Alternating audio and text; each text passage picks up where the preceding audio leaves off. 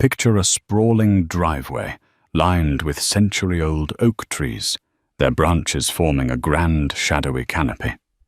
At the end of this quiet approach stands the majestic Beauclair mansion, its marble columns gleaming under the moonlight. In the hush of midnight, a sleek black limousine pulls up to the front steps, delivering the triumphant millionaire Donovan Pierce.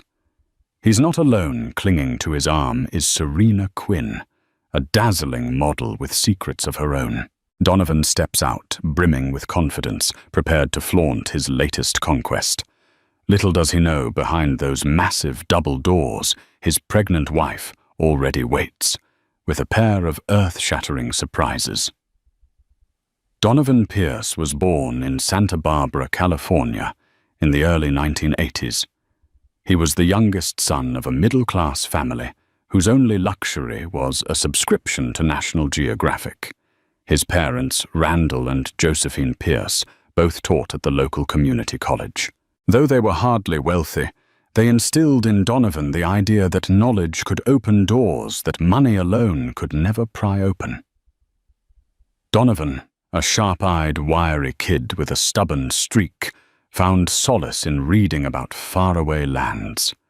He dreamed of traveling to Africa, exploring the Amazon, and someday having enough money to live in a grand estate of his own. In high school, Donovan's natural charm made him popular among peers. Though not an exceptional athlete, he excelled in debate and showed a fierce determination to win any argument. Teachers praised him for his intelligence and tenacity, but behind the confident demeanor lay an unsatisfied hunger. He wanted more, always more. This insatiable thirst for success would become his defining trait, one that propelled him through life at breakneck speed. By the time he graduated, Donovan had his sights set on Stanford University. Through scholarships and financial aid, he secured enrollment in the prestigious institution. There, he fell in love with economics and business. By senior year, he was running an investment club with 40 members. They pooled their modest funds and tested the volatile waters of the stock market. Donovan didn't just want to break even, he wanted to crush the market. Armed with cunning strategies and long nights studying charts, he managed to bring their returns to remarkable heights. Word spread about his uncanny ability to see market trends before they became mainstream. Upon graduation, Donovan accepted a position at a well-known financial firm in New York. Only 22, he was already sitting in conference rooms with high-profile clients, including the likes of Warren Buffett's associates and other billionaires scouting fresh talent. Donovan took every opportunity he could to glean wisdom from these industry titans. His nights were spent with spreadsheets, analyzing stock movements, and his days were consumed by endless networking. Over the next decade, Donovan rose to prominence. He founded his own investment firm, Pierce Capital Management, and took his net worth from a humble few $1,000s to tens of millions, then hundreds of millions. Eventually, his name appeared on the covers of financial magazines. He became a recognized figure, invited to speak at conferences worldwide. Yet Donovan's ambition was boundless. He set his eyes on surpassing every record in the book and building a personal life that reflected his success. It was during this lofty ascent that he met Elizabeth Radcliffe, a descendant of old money. Elizabeth was a well-educated philanthropist, known for championing causes related to women's health. She was radiant in a quiet way, elegant, thoughtful, and with a moral compass that ran deeper than Donovan's relentless drive. Her mother, Caroline Radcliffe, was once part of a philanthropic circle involving the late Princess Diana, donating to charitable organizations across Europe. The Radcliffe heritage included a storied estate in the Hamptons and connections to aristocrats in England. Donovan was attracted to Elizabeth's poise and the air of dignity she carried wherever she went. Their relationship started gently long walks by the shoreline in East Hampton, quiet dinners at exclusive clubs, intellectual discussions about the future of finance and philanthropy. Before long, Donovan realized that Elizabeth wasn't just another accessory to be paraded around. She was a pillar of wisdom and stability, someone who kept him tethered to his humanity when greed tugged him off-center. The world watched in fascination when Donovan and Elizabeth wed in a grand ceremony at the Radcliffe family's estate. Media outlets splashed their pictures across the front pages, calling it the merger of new money and old world grace. In an unexpected twist of sincerity, Donovan's vows to Elizabeth were heartfelt. He promised to love, protect, and treasure her, never letting wealth overshadow his devotion to her and any future family they might have. But the shadows of desire and ambition sometimes morph into darker forms. Even as Donovan soared to greater financial heights, he found himself haunted by a restless energy. He wanted excitement, passion, anything to satiate an appetite for novelty that neither Elizabeth's serene presence nor his legitimate business triumphs could fully feed.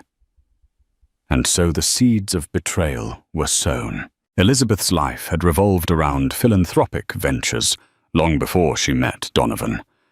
But her marriage brought new challenges. She struggled to find a balance between supporting Donovan's insatiable ambitions and preserving her own identity. With each passing year, Donovan's name grew in the financial sector, which meant more publicity, more parties, more demands. Elizabeth attended numerous galas as the gracious hostess.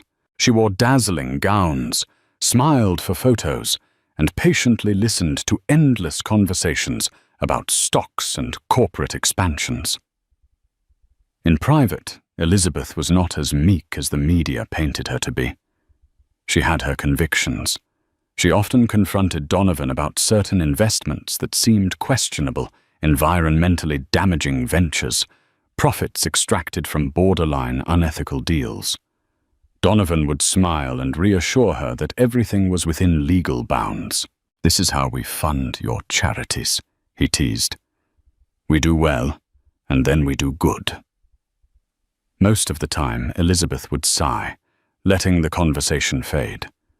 She recognized that Donovan's approach to business was a far cry from her father's genteel style. Still, she believed in her husband's underlying decency. Years into the marriage, Elizabeth yearned for a child. At first, Donovan brushed off the topic. "Let's solidify the business," he would say. "Let me cross a few major milestones, and then we'll talk about starting a family." Deep down, Elizabeth suspected Donovan was afraid to be pinned down by the responsibilities of fatherhood. He thrived on risk spontaneity and the freedom to jet off to Europe or Asia at a moment's notice if a deal demanded it.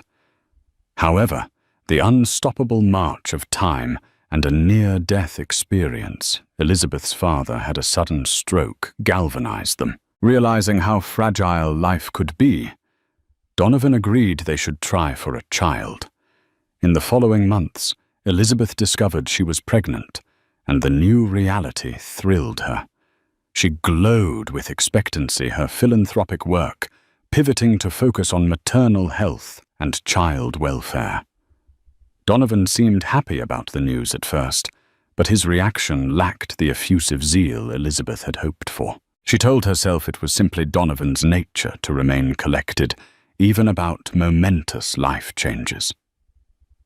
During the pregnancy, Elizabeth took refuge in the quiet comforts of Beauclair Mansion, an estate the couple had purchased in the countryside of upstate New York.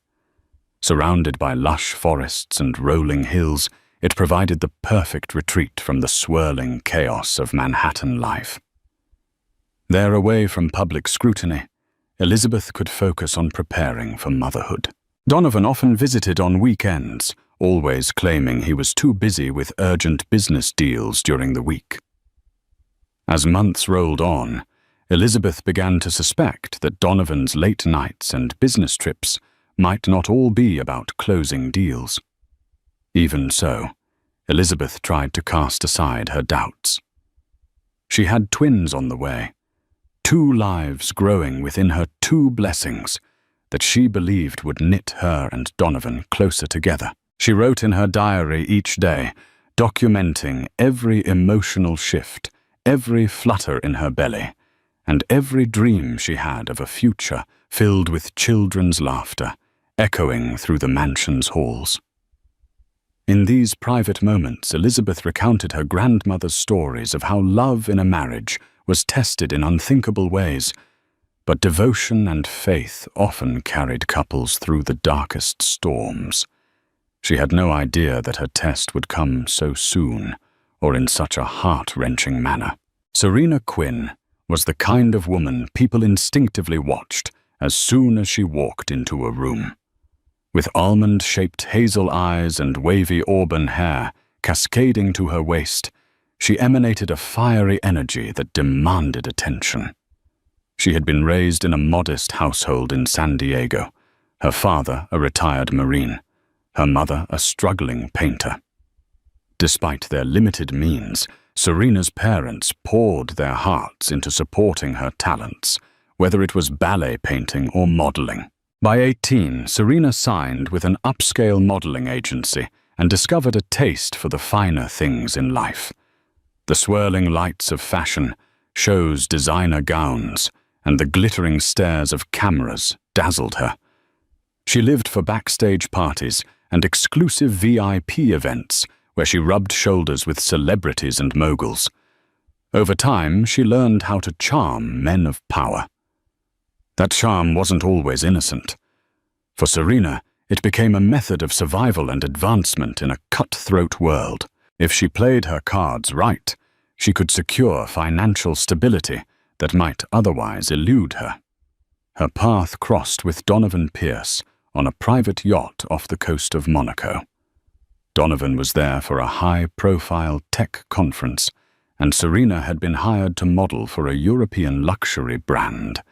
The second Donovan saw her laughing on the deck, wearing an opulent emerald gown that clung to her figure, he felt an old, forbidden spark ignite.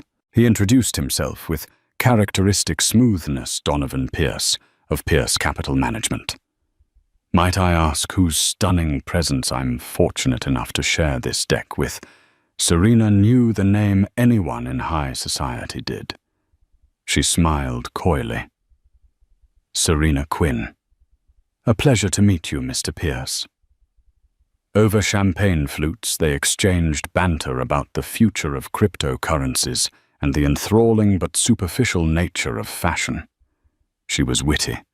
He was enthralled. One conversation led to another, and soon the shimmering lights of Monaco's coastline faded into the hush of the night. Donovan found himself lost in Serena's raw magnetism, a stark contrast to Elizabeth's graceful composure. Despite knowing full well that he was married, his ring was conspicuous, and the media had documented his marriage extensively. Serena fueled Donovan's flirtation. To her, men like Donovan offered not just adventure, but entry into circles with deeper pockets. The moral transgression didn't worry her. She had grown accustomed to seeing powerful men cheat on their wives, and in her line of work, infidelity was treated as a negotiable taboo. Before the yacht docked, Donovan and Serena shared a clandestine kiss on the upper deck, hidden from prying eyes by the summer darkness. Donovan told himself it was just a fleeting moment of indiscretion. He was a man on top of the world. Why shouldn't he savor every flavor of pleasure life offered? But fleeting infatuations can quickly grow into an all-consuming secret. When Donovan returned to New York, he found excuses to see Serena again, ostensibly for business, though they both knew it was anything but. She became his shadow at exclusive clubs, late-night penthouse soirees and business trips where he needed a companion to keep him entertained. He showered her with designer handbags, diamond jewelry, and even helped her land more lucrative modeling gigs. Serena, for her part, clung to Donovan's generosity, offering him the rush of a hidden romance he couldn't get from his stable married life. Weeks turned into months, and their affair deepened. Serena reveled in the luxurious life Donovan provided: 5-star hotels, exotic vacations, lavish gifts. Meanwhile, Donovan craved her presence like a drug, ignoring any semblance of guilt. He told himself Elizabeth was preoccupied with her charities. Her pregnancy, there was no harm in letting off some steam. In a moment of recklessness, Donovan invited Serena to spend a weekend at Beauclair Mansion. It was an impulsive plan, born from a chaotic swirl of desire and pride. After all, Elizabeth was supposed to be spending those days in Manhattan for a friend's baby shower, or so Donovan believed. Little did he realize Elizabeth had cut her city trip short, too exhausted to endure the social rigmarole, and determined to relax in her own home. Destiny was about to orchestrate a collision of secrets, lies, and revelations that would upend everyone's lives. Under the silver glow of a crescent moon, Donovan's limousine glided up to Beauclair Mansion's gates. The estate's sweeping landscape looked hauntingly beautiful. Tall cypress trees swayed, and the ornate fountain at the entrance sparkled with watery moonbeams. Serena leaned against Donovan in the back seat, her manicured nails lightly tracing patterns on his arm. She giggled. "I can't believe you own all of this. It's like a castle from a fairy tale." "Wait until you see the inside," Donovan bragged. "Your jaw will drop." He had always wanted to show off Beauclair to Serena. It was one of his ultimate trophies, a testament to how far he'd climbed from his humble upbringing. He had told the chauffeur to arrive late, betting that the staff would be minimal at this hour. Normally, Elizabeth might have been at the mansion, but Donovan was confident she was in Manhattan until Monday. He anticipated a weekend of unrestrained passion and indulgence, free from prying eyes and moral repercussions. To ensure privacy, Donovan had earlier texted Mrs. Hathaway, Beauclair's long-standing housekeeper, telling her to take Sunday off. He explained that he had a private gathering with an important client. Mrs. Hathaway dutifully obeyed, leaving only a skeleton crew on night duty. Donovan had also given strict instructions to keep the gates closed and to remain out of sight unless summoned. Everything was orchestrated like a stage play, with Donovan as the star performer. However, Donovan's carefully crafted plan crumbled the moment the limousine approached the circular driveway. The grand double doors of the mansion swung open, and out stepped Elizabeth. Clearly pregnant, her usually gentle face etched with outrage.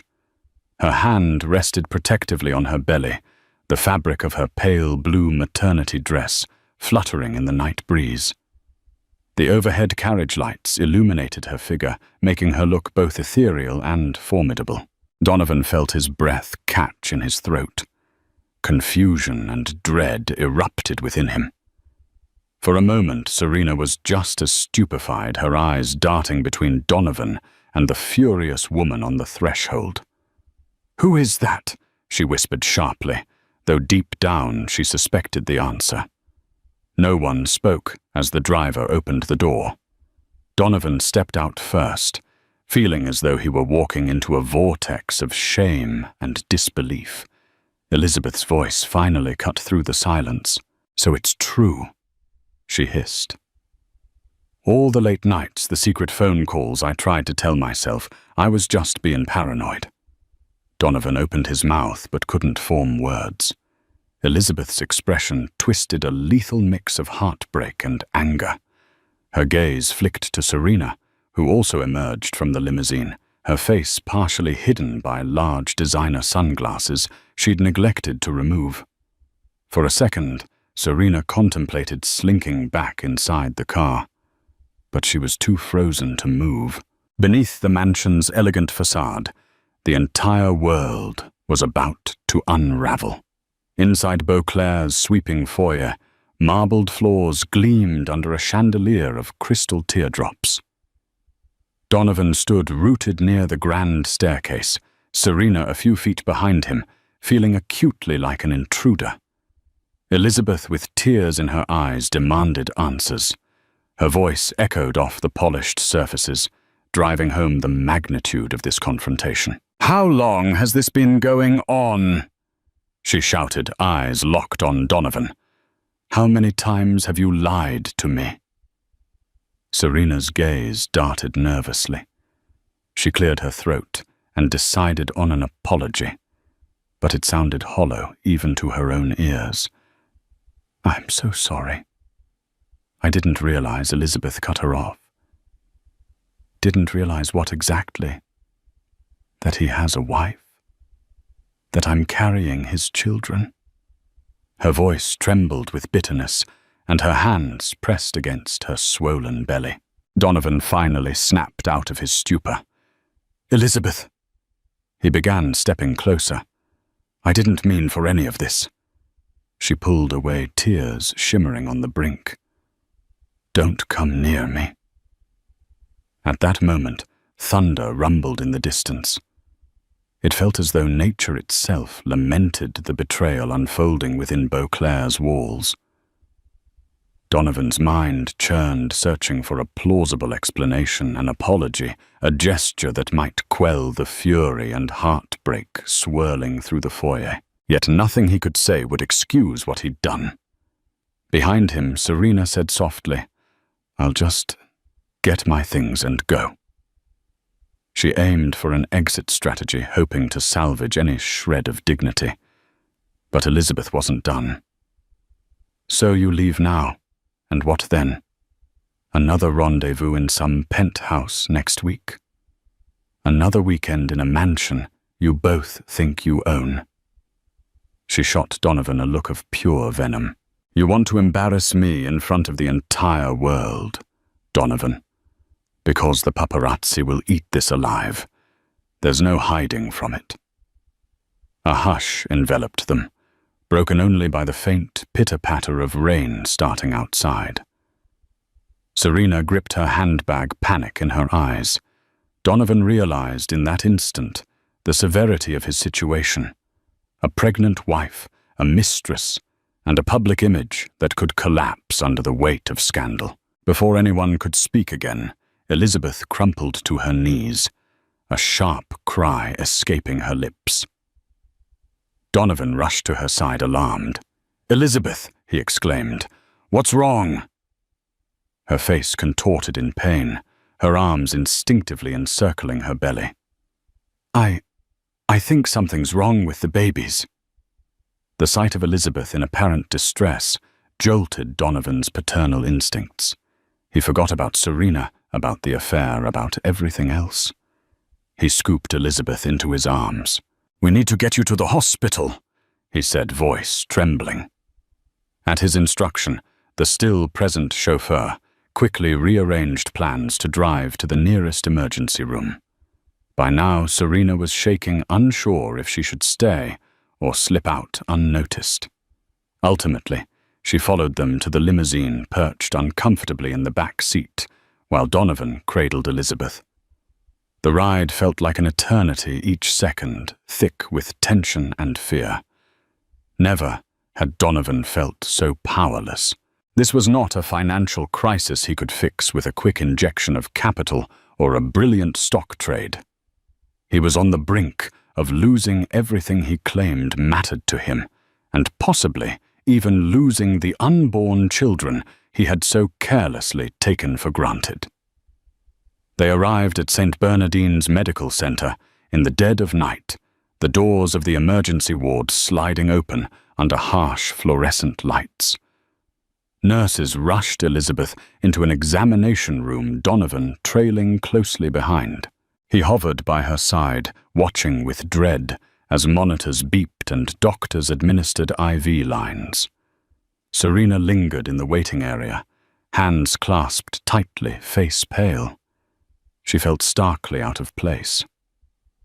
A nurse, noticing her anxious demeanor, whispered, Are you family? Serena shook her head, barely managing a polite smile. She took a seat, struggling with a mix of guilt, fear, and resentment. Resentment toward Donovan for putting her in this humiliating position. Guilt for playing a role in what might be a catastrophic medical emergency. Inside the examination room, the obstetrician delivered cautious news. Elizabeth was having contractions prematurely, possibly triggered by emotional stress. The babies were at risk if her blood pressure didn't stabilize soon.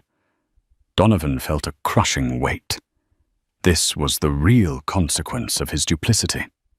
Not just an angry spouse or a ruined social reputation, but the potential harm to innocent lives. With quiet efficiency, Elizabeth was transferred to a private room in the maternity wing. Donovan sat by her bedside, stroking her hand, feeling both helpless and regretful. He tried to speak to offer some comfort, but Elizabeth flinched away. Her eyes flickered with pain and betrayal. She was a woman who had given her heart, body, and trust to a man who'd taken all three for granted. Hours crawled by. The hospital's white corridors and antiseptic odor provided the backdrop for Donovan's introspection. He had always prided himself on having control over markets, over deals, over his life's narrative. Yet here he was, powerless. In the waiting area, Serena wrestled with her own turmoil. She texted a friend. Stuck at a hospital. Disaster night. Call you later.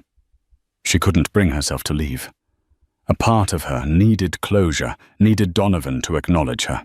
But as dawn approached, she realized how naive that longing was. She overheard bits of conversation between nurses. Elizabeth was stabilized, the twins appeared unharmed for now. But the emotional damage was incalculable. Eventually, Donovan emerged from Elizabeth's room, dark circles under his eyes. He approached Serena, who stood up hastily, her posture stiff. In the empty corridor, they exchanged hushed words. Are you okay? Serena asked, her voice trembling with concern. Not really. Donovan admitted, his tone frayed. Elizabeth's resting now. The babies seem to be okay, but it was close. I can't. He swallowed, unable to complete the thought. Serena nodded slowly, tears threatening to spill. I didn't want this to happen. Donovan let out a shaky breath. Go back to the mansion, or a hotel. I'll make arrangements for you. But I can't leave Elizabeth. Serena searched his face, hoping for some signal that their relationship mattered. Instead, she saw a broken man, guilt-ridden and desperate to cling to his wife and unborn children. Words felt futile. She only managed a nod before turning to walk away, the corridor lights flickering overhead like a silent judgment. In that moment, Donovan understood that the life he thought he could compartmentalize was shattered. There would be no neat division between his respectable existence with Elizabeth and his clandestine affair with Serena. Everything had collided, and the fallout would test every inch of his fortitude and Elizabeth's. News travels fast in privileged circles. By mid-morning, Elizabeth's parents, Andrew and Caroline Radcliffe, arrived at the hospital in a flurry of concern and indignation. Caroline, her posture ramrod straight, confronted Donovan in the corridor. "You liar!" she hissed, jabbing a finger at his chest. "You made promises, Donovan. My daughter's life and the lives of my grandchildren are at risk because of your disgraceful behavior." Andrew, a gentle man by nature, seemed older and more frail than usual, grief etching lines across his face. "I trusted you," he said softly, his voice laden with disappointment. "You were the one who insisted on waiting for children until you were ready to be a father. And now this Donovan bowed his head, too ashamed to meet their gazes. "I'm sorry," he murmured. "Truly I am. Nothing I say will justify what happened." Caroline gave a scornful laugh. "That's about the only honest thing you've said so far." With Elizabeth stable but emotionally shattered, the medical staff advised minimal stress to prevent another crisis. It was agreed that for now, Donovan could stay at the hospital. He was, after all, Elizabeth's next of kin, but the Radcliffes made it clear they'd watch him like hawks. Every hour, Donovan checked in on Elizabeth, who maintained a stony silence. She gazed out the window, tears occasionally sliding down her cheeks. Sometimes Donovan tried to hold her hand or whisper an apology. Each time, she pulled away. When evening arrived, the Radcliffes insisted on a family discussion without Elizabeth. Donovan, Andrew, and Caroline convened in a small hospital cafeteria, the smell of coffee and antiseptic heavy in the air. The conversation was tense voices, kept to a low hush. Caroline wasted no time. "Donovan, we want you to leave Elizabeth alone until she recovers. You'll take care of her medical expenses, of course, but you're to stay away until she explicitly asks for you." "Understood." Donovan's mouth felt dry. "Elizabeth is my wife. I can't abandon her in the hospital." Andrew softened his tone. "We're not saying abandon her. We're saying give her space. Right now, your presence might be doing more harm than good." Caroline's eyes narrowed. "Who knows how many indiscretions you've had behind her back? As far as I'm concerned, you have a lot of explaining to do." "Yes," Andrew agreed. "And perhaps to a divorce lawyer as well." The word divorce lodged like a bullet in Donovan's chest. He'd never considered that Elizabeth might actually leave him and take the children with her. The possibility ripped open a chasm of fear. At that moment, Donovan realized how precarious his entire empire was. Losing Elizabeth didn't just mean losing the facade of a happy marriage. It could also mean losing the moral anchor that had partially legitimatized his high society persona. Without Elizabeth, Donovan Pierce was just another scheming, heartless tycoon with questionable ethics and no family to give him depth or redemption. "Please," he murmured, voice raw. "Don't talk of divorce yet. Let me do whatever it takes to earn her trust back." Caroline exhaled sharply. "That's up to Elizabeth. For now, respect her wishes. If she wants to see you, fine. If she doesn't, you'll keep away." Donovan nodded, too grief-stricken to argue. The only thing that mattered now was Elizabeth's health and the safety of the twins. Little by little, he realized the irreparable damage he'd caused. If he ever wanted to regain Elizabeth's love, or even her tolerance, he would have to face an arduous road of restitution, if such a thing was even possible. The weekend passed in a blur. Elizabeth showed signs of improvement, though her emotional wounds were far from healed. Donovan took Caroline's advice and stayed mostly away, visiting briefly when Elizabeth gave the green light. He spent his nights at a penthouse suite in a nearby hotel, making calls to business associates and cancelling all non-essential trips. Serena Quinn, meanwhile, disappeared from his immediate orbit. He'd arranged for her to stay in a luxurious suite at the Ritz-Carlton, and he covered the tab without question. Their exchanges were reduced to terse text messages. She resented being sidelined, but had no choice. During this tumultuous period, Donovan discovered that personal crises had a way of exposing hidden vulnerabilities in his business empire. A damaging rumor circulated that he was stepping away from Pierce Capital Management due to family issues. Boards of directors, already anxious about market fluctuations, began to question the stability of Donovan's leadership. Some clients hinted they might shift their funds elsewhere, if Donovan couldn't personally oversee their accounts.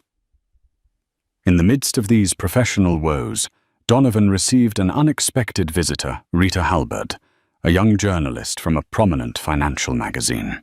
Rita had sensed the scandal swirling around the Pierce household and wanted an exclusive story. She cornered Donovan in the hospital lobby, a polite but determined expression on her face. "Mr. Pierce, I'm so sorry to bother you at this difficult time." She began pressing the record button on her phone. "But rumors are circulating about trouble in your personal life affecting your company. Is there any comment you'd like to make?"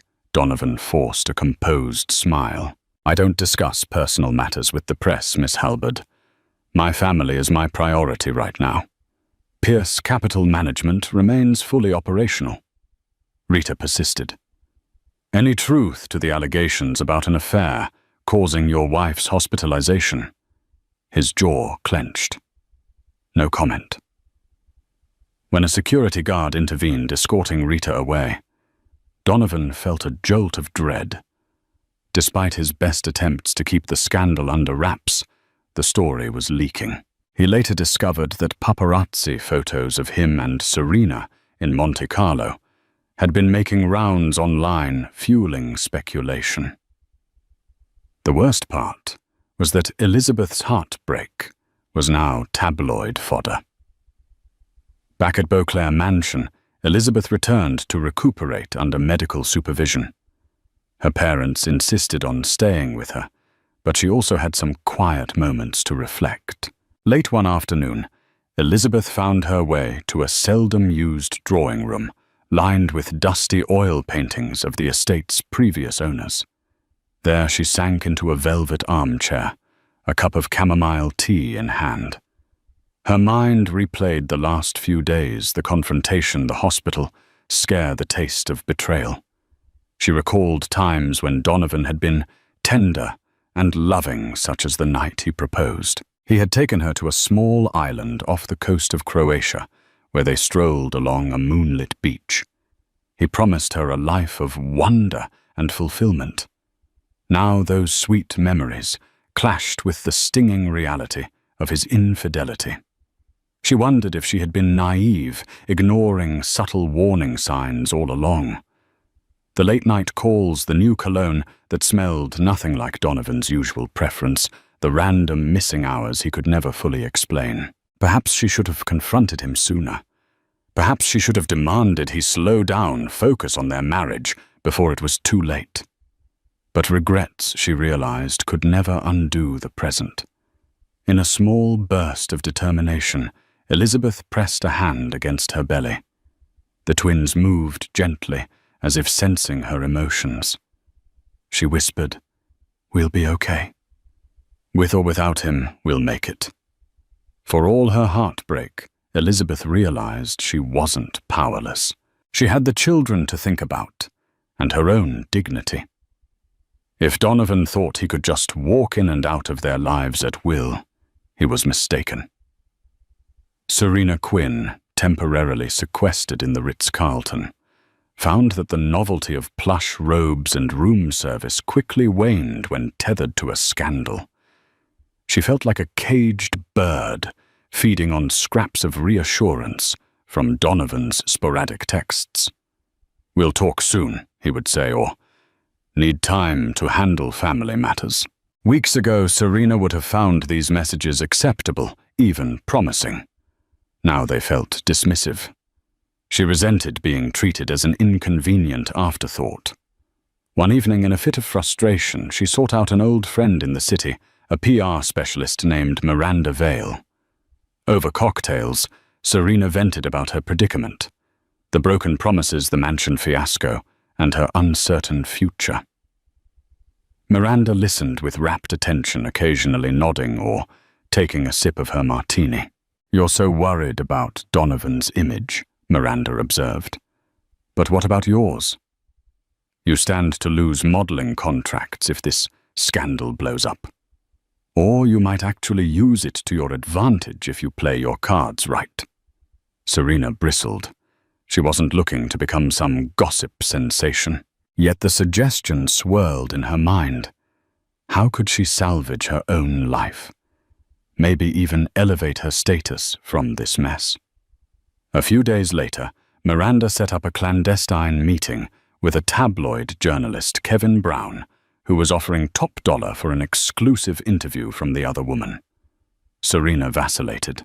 Did she really want to risk Donovan's wrath by selling their story?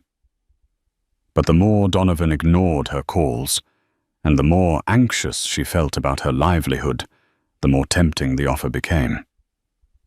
Finally, after one particularly icy text from Donovan, "I can't talk right now." "Please stop calling," Serena snapped. She had built her entire adult life on leveraging opportunities. Why should Donovan Pierce escape unscathed, preserving his marriage and reputation, while leaving her hung out to dry? So Serena met with Kevin Brown in a posh rooftop lounge, wearing oversized sunglasses and a scarf to hide her identity. She demanded a sizable sum for any details about her affair with Donovan Pierce. Kevin, practically salivating at the prospect of a sensational scoop, agreed. Over hours and multiple drinks, Serena spilled enough intimate details to fuel a front-page headline in every major tabloid. She revealed their first meeting in Monaco, the hush-hush texts, the gifts, the clandestine weekends.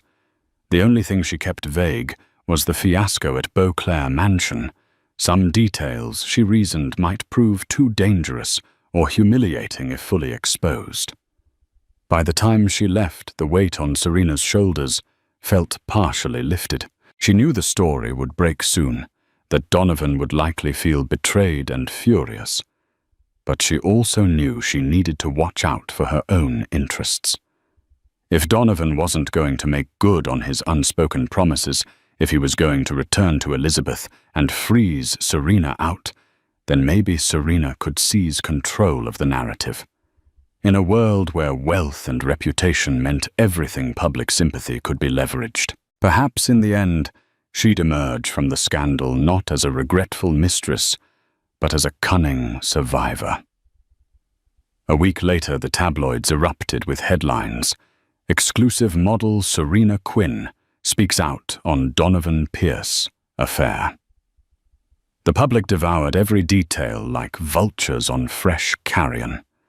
Pictures of Serena in Monaco in Donovan's penthouse and near Beauclair Mansion splashed across websites and social media feeds. Gossip shows debated the morality of powerful men who think they can have it all.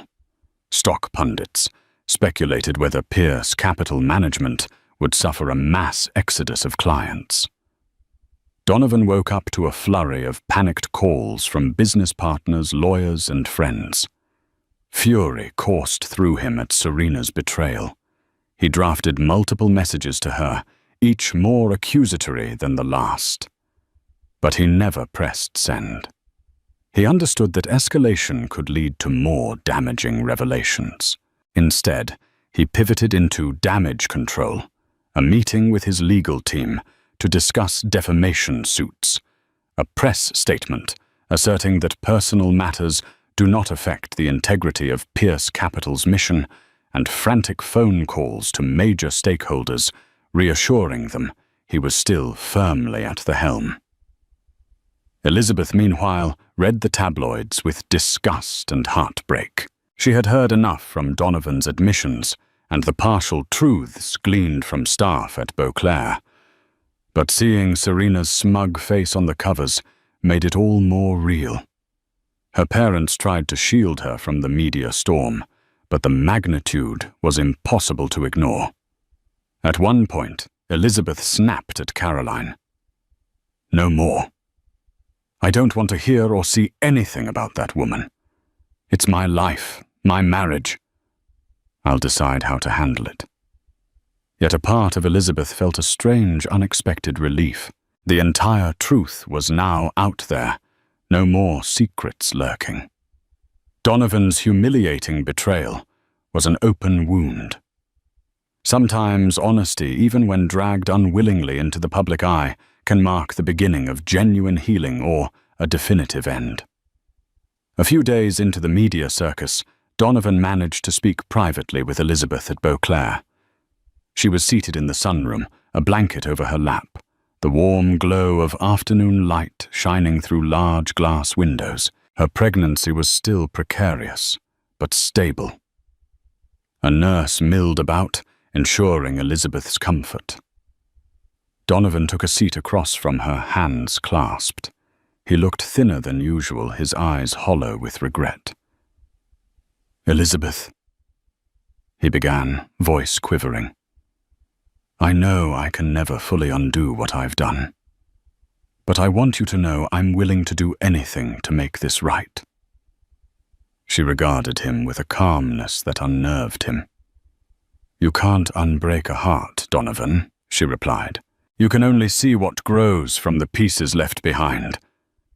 He swallowed hard, remembering the luminous woman he had married. The thought of losing her and the children shredded whatever bravado remained. "I'm committed to therapy, to counseling, anything you need. You and the twins are my priority now. I understand if you hate me, or if you'll never trust me again. But I want to try." Elizabeth let out a slow exhale. "I don't have answers yet. I need time to figure out what's best for me, and for our children. Right now, I need stability, no more public scandals, no more late-night cat-and-mouse games." "Can you promise me that much?" "Yes," Donovan whispered, tears pricking his eyes. "I promise." Elizabeth nodded. "Then give me space. Provide what I need for the babies and me. Maybe in time, we'll see if there's anything left of this marriage to salvage." Donovan rose to leave, feeling the smallest glimmer of hope. He bent down gently, kissed Elizabeth's forehead. She didn't resist, but neither did she reciprocate. He walked away with a reverent hush in his chest, determined to do better, uncertain if redemption was truly within reach. The next several months were a crucible of transformation for everyone involved. Elizabeth stayed at Beauclair Mansion, supported by private nurses and her parents. She meticulously prepared for the twins' arrival, reading parenting books, setting up a nursery, and confiding in a therapist recommended by her obstetrician. She recognized that despite Donovan's betrayal, her children deserved a father if he could prove worthy. Yet she also realized she was no longer the passive partner she might once have been. She contacted divorce lawyers, not as a definitive move, but as a precaution. Boundaries had to be drawn. Donovan embarked on a public apology tour, though not the typical kind with press conferences. Instead, he quietly reached out to key figures in his professional circle, explaining that he was going through a personal crisis and assuring them of his unwavering commitment to Pierce Capital. He donated a significant sum to maternal health charities, a gesture partly inspired by guilt, partly by a genuine desire to mend the harm. In a rare display of humility, he sought out a private counselor, a stepsister of a friend. Sessions were grueling, forcing him to confront his reckless impulses, his childhood insecurities, and the toxic pursuit of wealth as a balm for every emotion. He began to see that the same drive that made him a financial success had also corroded his personal life. Serena, meanwhile, found herself both famous and infamous. She was approached by multiple agencies to exploit her new celebrity, but serious brands viewed her as a liability. She capitalized on her notoriety by launching a line of low-tier beauty products, hawked relentlessly on social media. Certain tabloids praised her for bravery in exposing a billionaire, but the more discerning corners of society labeled her a shameless opportunist. She struggled with the knowledge that she might never escape the shadow of this scandal. On lonely nights in her new penthouse, a parting gift from a short-lived romance with another wealthy patron, she questioned whether she had really gained anything from this affair, or simply sabotaged her own integrity. As for the public, the scandal became old news once another sensational headline captured their short attention span: Donovan Pierce and Elizabeth Radcliffe. Pierce were yesterday's gossip replaced by new controversies. However, the financial world did not forget so quickly. Donovan faced extra scrutiny in every new venture. Some of his bolder clients grew leery, no longer seeing him as infallible. He moved carefully, treading water to maintain his empire's stability, while balancing the turbulent waters of his personal life. On a chilly December evening, months after the scandal first broke, Elizabeth went into labor. The staff at Beauclair hustled, calling the doctor and preparing to take her to the hospital. Donovan, who was in Manhattan finalizing a major business deal, was alerted immediately. Without hesitation, he dropped everything. He had a private helicopter on standby for emergencies, and this was certainly one.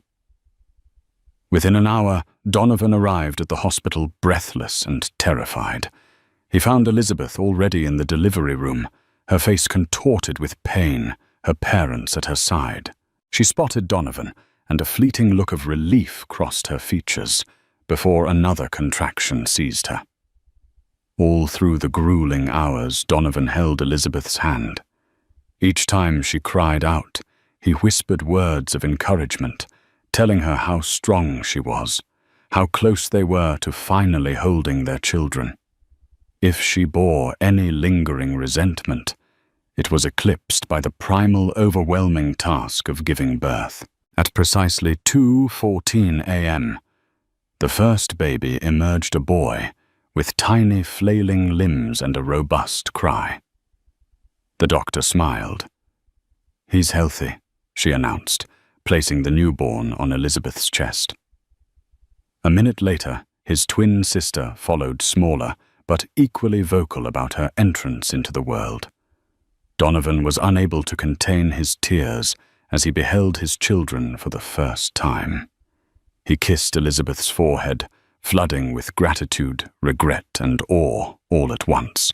Elizabeth turned to look at him, tears in her own eyes, and gave a single nod of acknowledgement.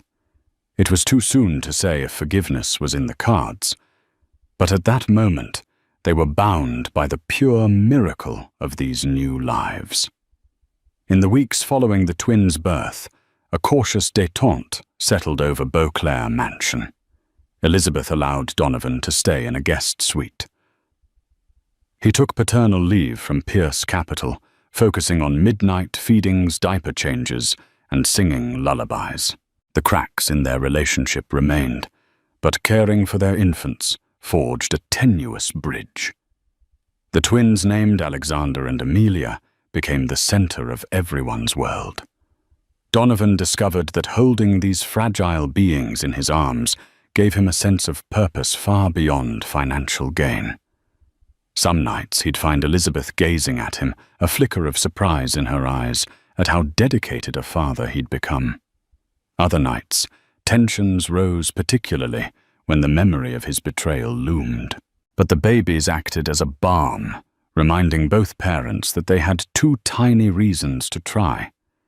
Elizabeth's parents helped, but eventually they returned to their own estate, trusting that Elizabeth was strong enough now to stand on her own.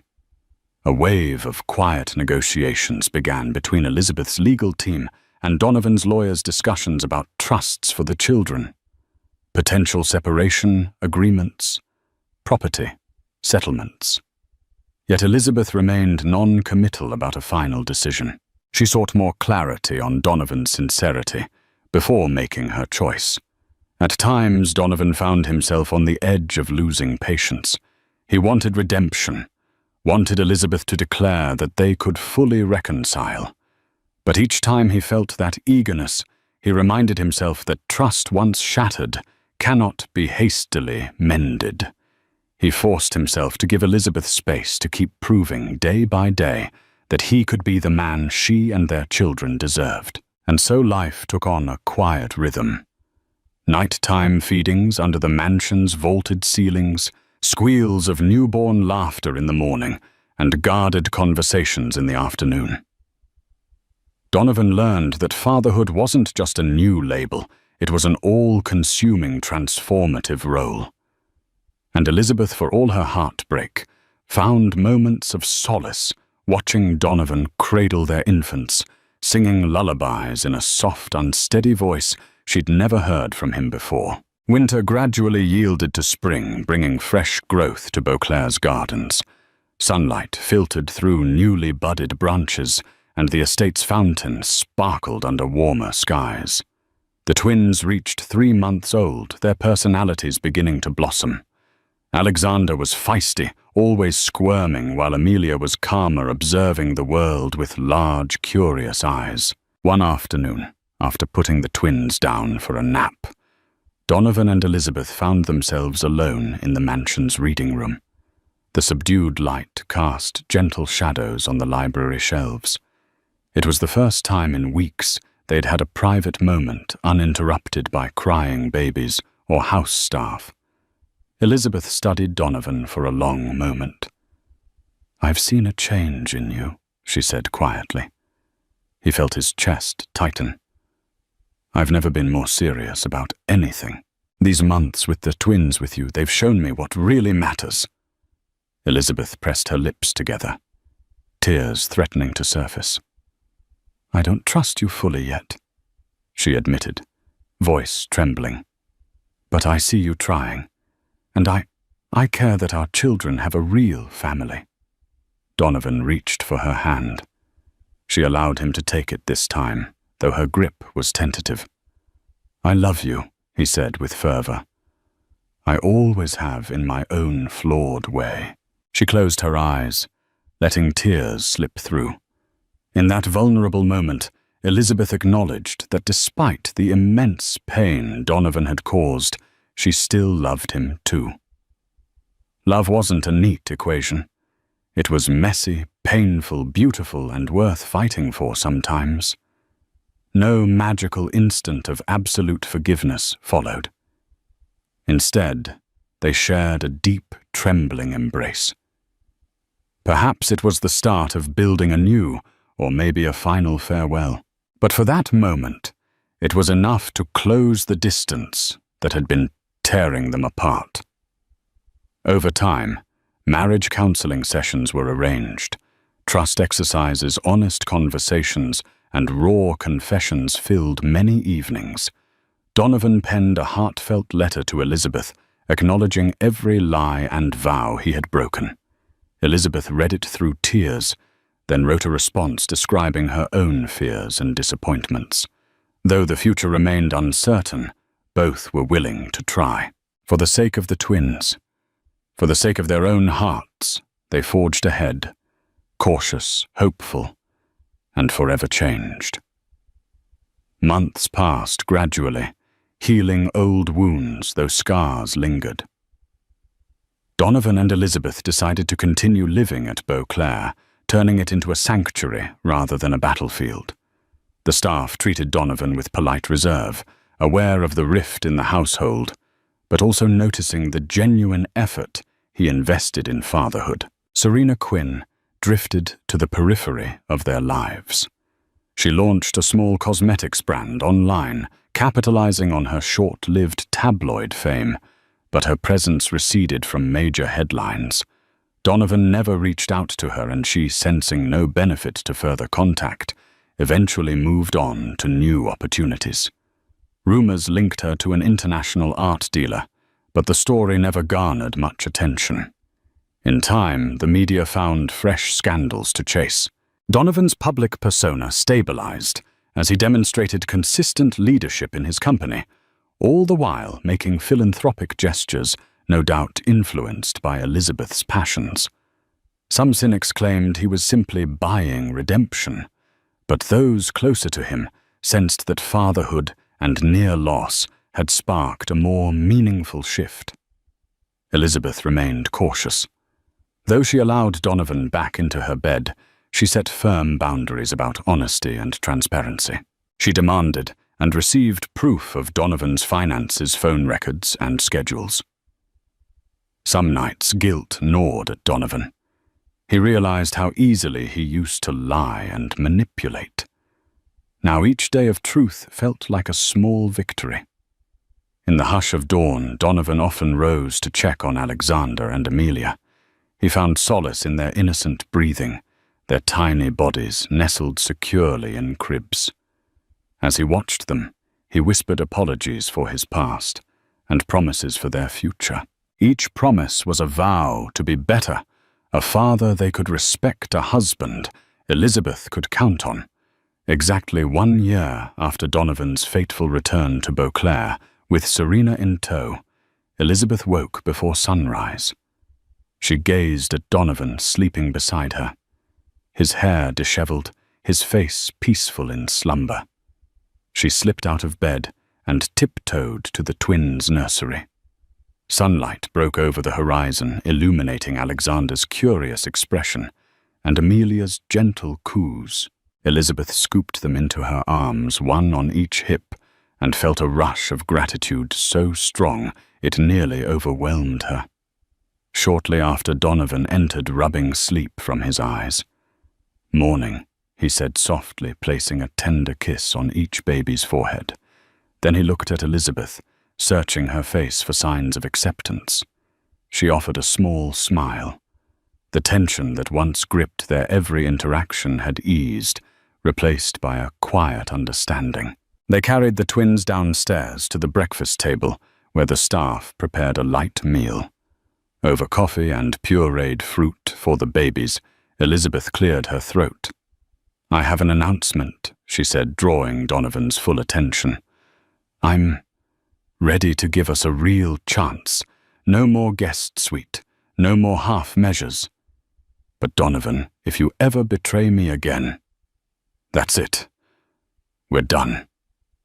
He felt the air rush from his lungs, relief washing over him. "I won't. I promise."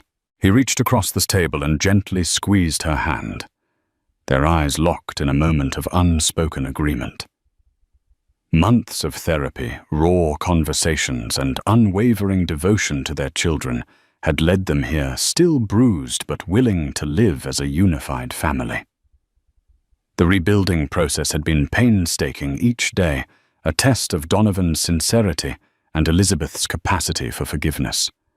In that single instant, they both chose hope over resentment, a future over a fractured past. From the brink of a devastating split to a fragile but genuine renewal, Donovan and Elizabeth's journey reminds us that no life is beyond repair, even in the face of betrayal, heartbreak, and public scandal. Sometimes the hardest lessons come wrapped in pain and regret, but it's how we grow from them that truly defines our story. Through newborn cries and sleepless nights, they discovered a new depth of love and unity, proving that second chances, while never guaranteed, can blossom if nurtured with honesty and perseverance. If this story moved you, if it made you reflect on the power of forgiveness, the complexity of desire, or the resilience of family, please share it with someone who might need the message. Don't forget to like, comment, and subscribe to our channel for more compelling stories that shine a light on the raw, dramatic twists of life. After all, every life holds a chapter that can inspire someone else's healing.